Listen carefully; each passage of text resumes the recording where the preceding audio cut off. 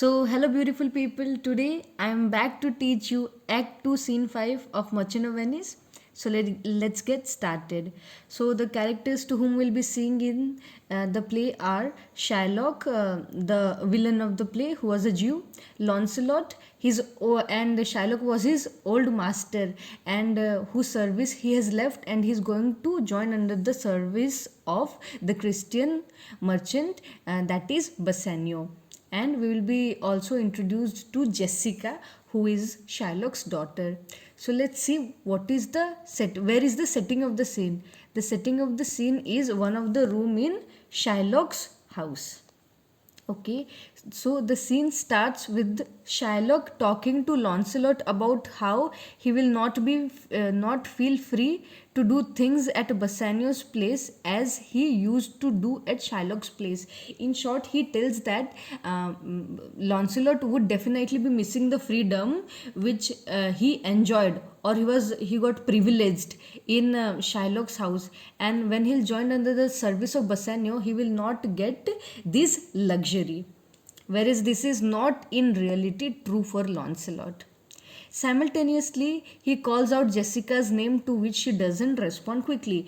In the starting of the scene, we'll be seeing that Shylock will be continuously calling for Jessica, to which she doesn't respond immediately. Then, when Jessica comes, Shylock informs her that he has been invited to supper at the Christian Bassanio's residence. Also, simultaneously, he gives the key to her so that Jessica could look after her house after Shylock leaves. But there's a question constantly revolving around Shylock's head. Let's see what is that question. That why should he even be, invited to by a enemy? And he says that why should he even accept the enemy's invitation? He thinks that he is being called not out of love but to be mocked at, because the Jew and Christians were core enemy. Still, he is ready to go and feed on the money of the spendthrift Christian.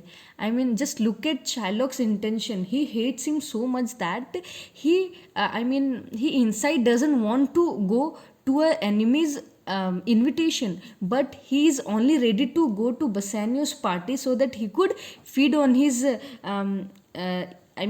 supper and waste his money, because he was a prodigal Christian who led a lavish lifestyle, and he was an extravagant or a spendthrift. Hereby gives the responsibility of the house to Jessica and tells her to keep sincere eye on his house, so that no evil can cast an eye on Shylock's house, because he had an extreme nightmare last night about money bags. Last night he had dreamt about money bags, so he was really afraid if an evil was going to attack his house. Consequently, we say that Lancelot again requests his old master to attend the invitation, which his new master has given to Shylock. Lancelot informs them about the masquerade party. To this, Shylock reacts angrily and tells Jessica to lock up the door. Also, he goes on giving a lot of advices to his daughter and asks her not to climb up the windows by hearing the drums and flutes sound. Adds that he is not at all in the mood to go to supper. Also, he strictly tells her not to stare out into the streets to see the Christians during the masquerade party. Lancelot goes to Jessica and prompts softly that she should be aware and keep staring out of the window, contradiction to what Shylock advised Jessica, to do not look out of the window. But he tells him to keep staring and checking out of the window, so that there will be a Christian who would be waiting for the daughter of a villain, that is Jessica.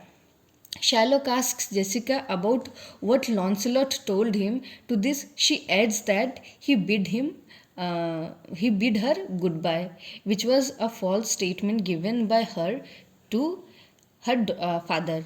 Shylock then talks about Lancelot that he is nice enough but a huge eater. He is as slow as a snail and sleeps all the day like a cat. He is just letting him go out of his service so that he can waste the money of his core enemy. Then Shylock exits. Then Jessica tells to herself that if fortune supports her, she would lose him and he would lose her. A daughter will lose a father and a father would lose a daughter because she has tried, already planned her elopement with a Christian, so she is going to betray her father. So this is the line which clearly portrays that she is going to betray her father. So that's all for Act 2, Scene 5. Hope it helped you. Thank you.